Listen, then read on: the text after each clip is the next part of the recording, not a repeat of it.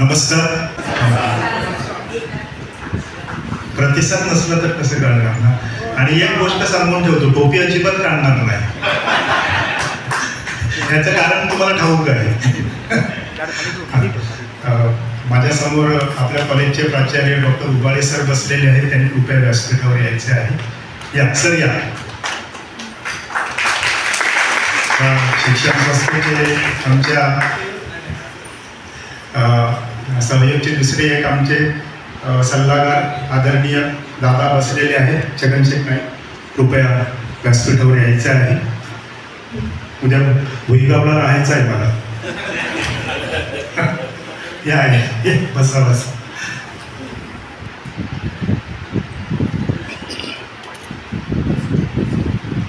आजच्या कार्यक्रमाचे उद्घाटक आपणा सर्वांचे आदरणीय विकास बंधू वर्तक, आजच्या संमेलनाचे अध्यक्ष आदरणीय डॉक्टर दीपक पवार, महाराष्ट्रातले ख्यातनाम छायाचित्रकार संदेश भंडारे. आज त्यांना पुरस्कार आहे. परंतु संदेश भंडारे यांचे जेव्हा पहिल्यांदा मी काही फोटो पाहिले त्यावेळेला मी अक्षरशः मी थक्क झालो की एवढ्या प्रचंड प्रतिभेचा हा माणूस. आणि योगायोगाने समाज साहित्य प्रतिष्ठान बरोबर आज आपण जे संमेलन घेत आहोत त्यामध्ये त्यांना पुरस्कार आहे. साधारण सप्टेंबर-ऑक्टोबरमध्ये आपलं संमेलन असते सहयोगचं. पण ह्या वेळेला 4-5 महिन्यापूर्वी अजय कांडलनी मला सांगितलं की आपण संयुक्त संमेलन घेऊ. त्यामुळे आम्ही सहयोगचं संमेलन न घेता समाज साहित्य प्रतिष्ठानच्या वतीने आज संयुक्त संमेलन घेतलेलं आहे. आणि त्यासाठी कोकणातून, मुंबईतून खूप सारी मंडळी या ठिकाणी उपस्थित आहे. त्यांचं देखील आम्ही हार्दिक स्वागत करीत आहोत सहयोगच्या वतीने. ह्या व्यासपीठावर आमच्या कॉलेजचे प्राचार्य उबाळे सर आहेत, आमचे दादा आहेत, मातोंडकर सर आहेत आणि तुम्ही सर्वजण या ठिकाणी एकत्र जमलेला आहात. तर 9, 10, 11 जानेवारीला नाशिक येथे 27वे मराठी ख्रिस्ती साहित्य संमेलन संपन्न होत आहे. आणि गेल्या 3-4 महिन्यापासून त्या संमेलनाच्या तयारीला आम्ही सर्वजण ह्या ठिकाणी सगळी जी मंडळी, माझे खूपसे सहकारी बसलेले आहेत, आम्ही लागलेलो आहोत. महाराष्ट्रभर जात आहोत. आता परवा मी नागपूरला जात आहे. त्याकरता वेगवेगळ्या लोकांना आम्ही भेटत आहोत. आणि महाराष्ट्रभरातली लिहिणारी वाचणारी जो ख्रिस्ती समाज आहे त्यांना आम्ही सहभागी करून घेण्याचा प्रयत्न करत आहोत. त्या बाळ येशू तीर्थस्थान आहे नाशिकमधलं, अतिशय प्रसिद्ध. तर त्या तीर्थस्थानाच्या प्रांगणामध्ये हे संमेलन संपन्न होत आहे. आणि त्याचे उद्घाटक आहेत आदरणीय डॉक्टर रावसाहेब कसबे, उत्तमराव कांबळे. आपले संमेलनाचे माजी अध्यक्ष जे आहेत ते आमचे संपूर्ण सल्लागार आहेत. आणि मोठ्या भावाप्रमाणे ते आमच्या सगळ्यांच्या पाठीशी आहेत.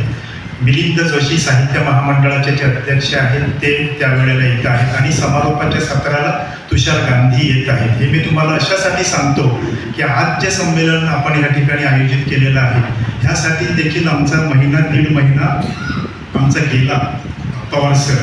कारण 2-4 माणसं जमवायची आणि अतिशय संवेदनशील माणसं गोळा करायची हे आता अतिशय कठीण झालेलं आहे.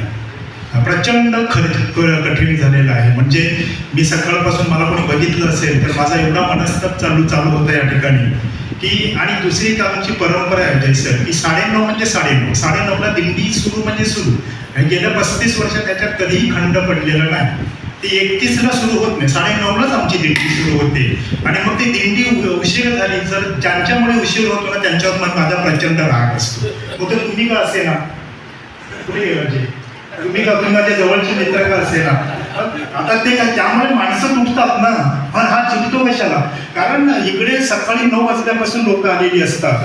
तर असं सगळं आम्ही जमून गेल्या अनेक वर्षापासून कशासाठी एकत्र यायचं, कशासाठी म्हणजे गरज काय आहे ना. लग्नाचा सोहळा असेल की 2-2.5 हजार लोक येतात आणि दारूच्या मांडवामध्ये तर पाय ठेवायला जागा नसते.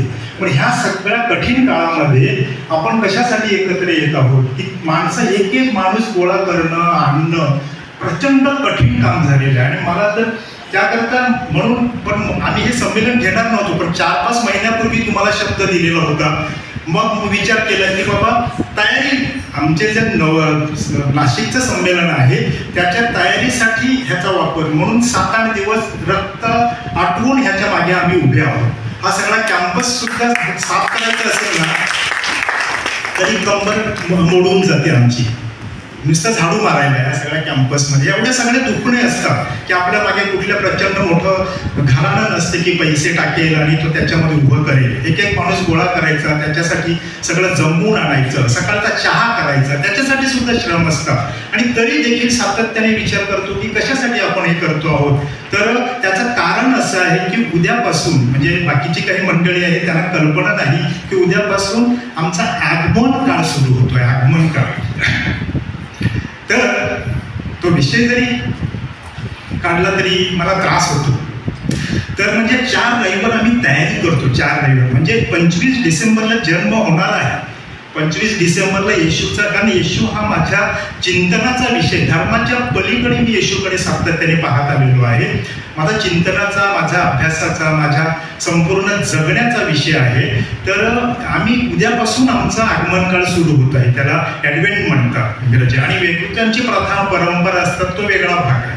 परंतु का उद्यापासून म्हणजे सृजनाचं प्रतीक आहे. जन्म जेव्हा होतो, बाया या ठिकाणी बसलेल्या आहेत, त्यांना ठाऊक आहे की जन्म होतो तेव्हा आपल्या आयुष्यामध्ये काहीतरी त्याच्यामुळे आपल्यामध्ये येते, म्हणजे ते सृजन आहे. आणि येशूचा जन्म मग तो कसा, त्या 25ला त्याच्याकडे जायचं नाही. तर माझी एक कवितेची ओळ आहे की हाकेच्या अंतरावर तुझा जन्म आलेला. हाकेच्या अंतरावर आता किती तारीख आहे? आज 29. आणि पुढच्या 25 मध्ये म्हणजे हाकेच्या अंतरावर तू आलेला आहे. आणि तुला घरात घेण्यासाठी, माझ्या घरात घेण्यासाठी माझी तयारी म्हणून हे झाडून पुसून अंगण साफ केलेलं आहे. म्हणून तुम्हाला बोलावलं, तुम्हाला कशासाठी बोलावलेलं आहे? म्हणजे दीपक पवार सारखा माणूस इकडे बोलवायचा. खरं म्हणजे अजय सर, ही आपली लढाई होती, सायमन मार्टिनची लढाई होती. मी लिहितो, त्या भाषेमध्ये लिहितो, मराठी भाषेत लिहितो. त्या लिहायला लागल्यामुळे मला 2 लोक ओळखतात. नाहीतर माझी ओळख काय होती, ते कवी म्हणून ना. तर ती भाषा टिकावी, ती भाषा जगावी म्हणून जो माणूस आयुष्यपणाला लावलेला आहे त्याचं नाव दीपक पवार आहे. आणि त्यांचं येणं, मी त्यांचं माझं अनेक म्हणजे त्यांना मी सांगितलं की त्या कॅम्पसमध्ये आपलं जेव्हा संमेलन झालं होतं त्याला 10 वर्ष झाली मला वाटतं. त्यावेळेला सकाळच्या सत्रामध्ये तुम्ही होतात, अजय आंबेकर होता, आमचा रवींद्र आंबेकर होता, तुम्ही सगळी मंडळी आली होती. आणि तुम्ही अतिशय पोटतीड केल्या. 10 वर्षानंतर पुन्हा गेल्या 2 वर्षापासून तुम्ही जी लढाई घेतलेली आहे, संपूर्ण महाराष्ट्र तुम्ही ढवळून काढलेला आहे. भाषा का टिकावी हे कानी कपाळी ओरडून सांगत आहे. कारण जमाना असा आहे की त्याने ठरवलेलं आहे, एक भाषा, एक संस्कृती, एक पक्ष, एक धर्म, सगळं सपाटीकरण करायचं, बाकीच्यांचा आवाज सगळ्यांचे दडपून टाकायचे. त्या आवाज दडपून टाकण्याच्या काळामध्ये तुम्ही उभे आहात. म्हणून तुमचं येणं महत्वाचं आहे. म्हणजे अध्यक्षपदी का तुम्ही यावे, तर त्यासाठी तुमचं येणं अतिशय. आणि वसई बरोबर आम्ही हा सगळा पट्टा टिपून ठेवलेला आहे. भाषेबरोबर आमची नाळ. आता इकडे बघितलं तुम्ही, त्या भक्तिगीत कुठलं होतं, तो गजानन आम्हाला काही दूरचा वाटत नाही, ते निर्मितीचं प्रतीक आहे. आम्ही दूरचं वाटत नाही. म्हणजे धर्माच्या पलीकडे आम्ही विचार केला होता की लोककला मंच उभं करायचं. सर मला विचारत होते, अरे काय कसं उभं केलं रे, किती सुंदर आहे. मी सांगितलं, पै जोडून गेले 20-25 वर्ष झटून एक स्वप्न बघितलेलं होतं की बाबा लोक येतील, या ठिकाणी बसतील, कोणाकडे भीक मागायला लागणार नाही, आम्हाला हॉल द्या. तर लोक जागा पण देत नाही. कोण येणार आहे बोलायला? दीपक पवार, मला मी जागा देणार नाही. कोण बोलणार आहे? सायमन मार्टिन, मग नको, तो आमच्या विरोधामध्ये बोलेल. मग हे मुक्त द्वार आहे. इकडे भारतातला कुठलाही माणूस येऊन कुठलाही विचार व्यक्त करू शकतो. अतिरेकी धार्मिक विचार नाही, त्यांना आम्ही थारा देत नाही. परंतु दिंडी काढली, त्या दिंडीमध्ये फक्त आम्ही संविधानाची प्रत ठेवली होती. गोष्ट लक्षात घ्या. याचं कारण असं आहे की आज मी बोलायला उभा आहे, मी बोलतो, मी विचार व्यक्त करतो. मला जे स्वातंत्र्य मिळाले ते त्या संविधानाने दिलेलं आहे. म्हणून तो बाबासाहेबांचा सन्मान आम्ही करीत आहोत, म्हणून तो आम्ही सन्मान करीत आहोत. आणि तो विचार घेऊन आलेलं समता हे जगात कुठेच नव्हती. न्याय नव्हता, स्वातंत्र्य नव्हतं. हे सगळी ही मूल्ये जी आहेत ना, मी त्याच्यात मुद्दाम बायबल ठेवली, ही बायबलमधून आलेली आहे, येशूने आणलेली आहे. येशूने जगात कुठेच नव्हते. तुम्ही अभ्यासात आहात राजकारणाचे, पॉलिटिक्स सायन्सचे, परंतु मधल्या काळामध्ये स्वस्थात्मक धर्माने सगळं नसबंदी करून टाकली. म्हणजे चर्चने देखील या सगळ्यांची गळचेपी केली. हे आपण मान्य करायला पाहिजे. म्हणून प्रबोधन युग आलं, आणि प्रबोधन युगामधून जे काही रुसोपासून बाकी सगळी मंडळी आली, कांट, हेगेल सगळे आले, ज्यांनी चारबाकासारखे धर्म वगैरे नाकारले, अशी सगळी मंडळी आली आणि त्यांनी हा समतेचा पुन्हा पुरस्कार केला, त्यांनी न्यायाचा एक पुनरुच्चार केला, त्यांनी सर्वसामान्य माणसाला परिघावरून केंद्रस्थानी आणलं. म्हणून महत्वाचं आहे हा विचार कुठून आहे. प्रथम येशूने गरिबाला, दिनाला शुभवार्ता सांगण्यासाठी, आंधळ्यांना दृष्टीदान देण्यासाठी, धरून नेलेल्याची सुटका करण्यासाठी आणि प्रसादाच्या वर्षाची घोषणा करण्यासाठी. आमच्या संमेलनाची टॅगलाईन आहे प्रसादाच्या वर्षाची घोषणा करण्यासाठी. तुमचा जर बायबलचा अभ्यास नसेल तर तुम्हाला कळणार नाही. यावर्षी आम्ही ज्युबिली साजरी करतो. 1925 50ला आमची पुन्हा ज्युबिली असेल. 25 वर्षाने आम्ही ज्युबिली अशी साजरी करतो की त्या वर्षी जमीन मोकळी सोडायची, त्या वर्षी लागवड करायची नाही, लोकांची देणी असेल तर ती माफ करायची, सगळ्या गाठी सोडून टाकायच्या आणि निर्मळ नितळ व्हायचं. म्हणजे तुमचं आकाश नवीन होते, तुमची पृथ्वी नवीन होते. त्याकरता हे संमेलन. आणि उद्घाटक म्हणून कोणाला बोलावलं तर आमच्या बंधूंना बोलावलं. त्याचं कारण असं आहे की बंधूचं कॉलेज नसतं तर सायमन पार्टी कवी म्हणून महाराष्ट्रात उदयाला आला. प्रचंड मोठं. आमच्याकडे एकच कॉलेज होतं हो, अंधेरीपासून डहाणूपासून. त्या काळामध्ये आम्ही ज्या वेळेला 45 वर्षापूर्वी सर शिकलो त्यावेळेला ह्यांचं कॉलेज होतं आणि अतिशय उत्कृष्ट असे शिक्षक त्या ठिकाणी होते. आणि बंधू कधीच ते पडद्यापुढे व्यासपीठावर आले नाहीत आजपर्यंत. म्हणजे असे स्वस्तात चालत, म्हणजे वसईमध्ये त्यांच्या स्वस्तांचं जाळं आहे, इंजिनिअरिंग पासून सगळं, परंतु कधीच नाही. मग मला असं वाटलं की कृतज्ञता व्यक्त करावी त्यांच्याबद्दल.